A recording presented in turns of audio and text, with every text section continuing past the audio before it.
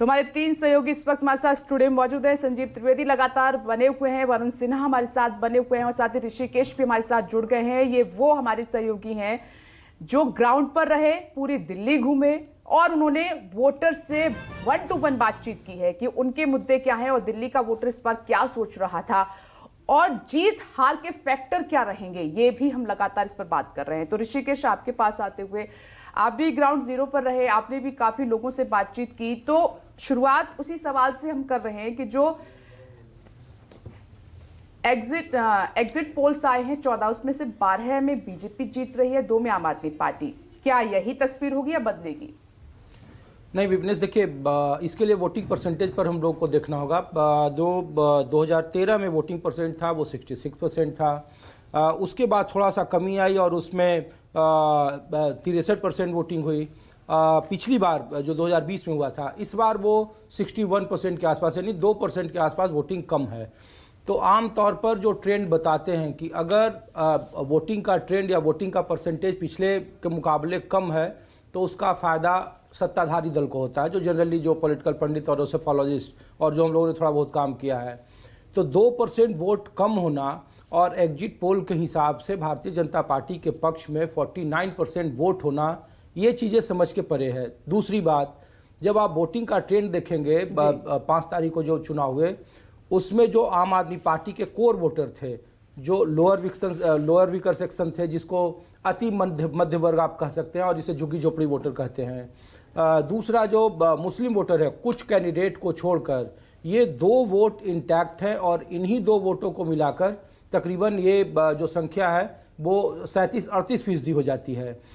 इसके अलावा जो सिख कम्युनिटी है, इसके अलावा जो मिडिल क्लास, जो पूर्वांचली वोटर हैं, तो वहाँ भी पूर्वांचली वोटरों में भी जो बीजेपी का एक बड़ा चंक कहा जा रहा था और जिसमें कहा जा रहा था कि वो उनके फेवर में करेंगे, लेकिन जो कैंडिडेट का जल्दी से इस पर हम बात करेंगे। आप जो बात कह रहे हैं ऋषिकेश, इंपॉर्टेंट है। वरुण, आपका इस पर क्या कहना है? ये बात तो सच है कि इस बार वोटिंग परसेंटेज कम रहा है।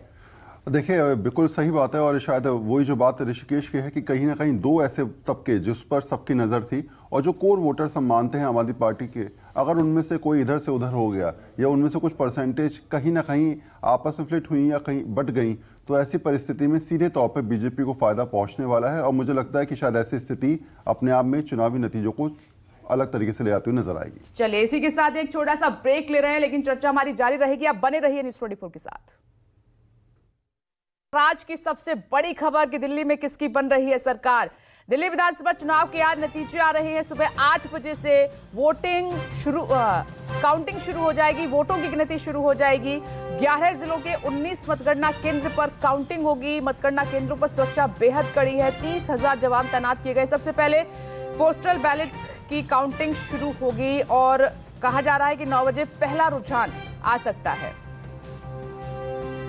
ऐसा जो भी जीते वो दिल्ली की सेवा करे, नहीं दिल्ली की सेवा करे। अभी आज तो काउंटिंग करने दीजिए, पता करें कौन जीतता है। सबको शुभकामनाएं। सर, अभी मुझे कोई आइडिया नहीं है क्या अलायंस बनता है क्या नहीं, वो हाईकमांड तय करेगी, हम लोग नहीं तय करेंगे। अगर कोई ऐसी संभावना बनती है तो। जो डबल इंजन की सरकार पूरे देश में चल रही है, उसी को देखते हुए दिल्ली ने भी मन बनाया है। पानी, बिजली, सभी सुविधाएं हमें मिलनी चाहिए। जो हमारे मौलिक अधिकार है, फंडामेंटल राइट्स है, वो यहाँ पर नहीं मिल रहे थे। भ्रष्टाचार, झूठ की राजनीति चल रही थी। आज दिल्ली, उसका छुटकारा दिल्ली को मिल जाएगा। बिल्कुल पूरी तरह से आश्वस्त हैं और सरकार तो बनेगी। दिल्ली के लोगों के लिए काम करना है भी और बहुत कुछ, बच्चों की शिक्षा के लिए और काम करना है।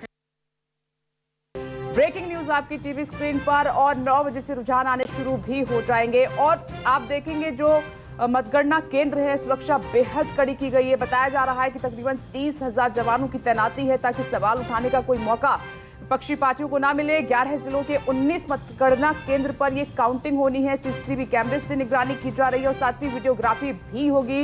इससे पहले आपने देखा चुनाव आयोग सवालों के घेरे में है। दोपहर तक होगी, पूरी तरीके से तस्वीर साफ हो जाएगी। शाम तक जो है नतीजे आ जाएंगे। और नई दिल्ली से कांग्रेस के उम्मीदवार संदीप दीक्षित क्या कुछ कह रहे हैं, पहले सुनिए। दिल्ली की सेवा करे, नहीं दिल्ली की सेवा करे। अभी आज तो काउंटिंग करने दीजिए, पता करें कौन जीतता है। सबको शुभकामनाएं। सर, अभी मुझे कोई आइडिया नहीं है क्या अलायंस बनता है क्या नहीं, वो हाईकमांड तय करेगी, हम लोग नहीं तय करेंगे। अगर कोई ऐसी संभावना बनती है तो।